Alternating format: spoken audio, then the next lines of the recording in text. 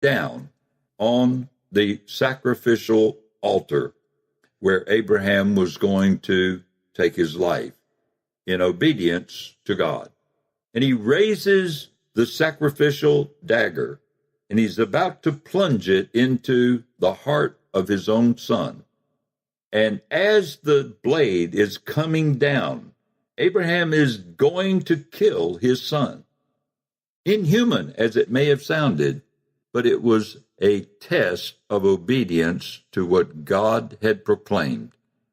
And as he is bringing the dagger down, an angel says, "Stop. Now I know you believe God." And so he looks. He releases his son. He looks, and there's a ram that is caught within the branches, a thicket, and that ram becomes the substitutional sacrifice. What happened was that God showed Abraham, and Abraham believed what God said.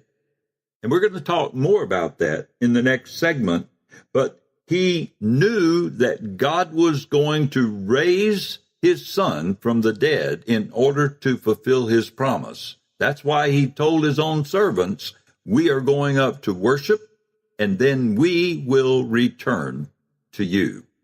If you go back and look at the chapter that describes the faith that Abraham has demonstrated, you will see that that is why it was accounted to him, credited to Abraham for righteousness. Why?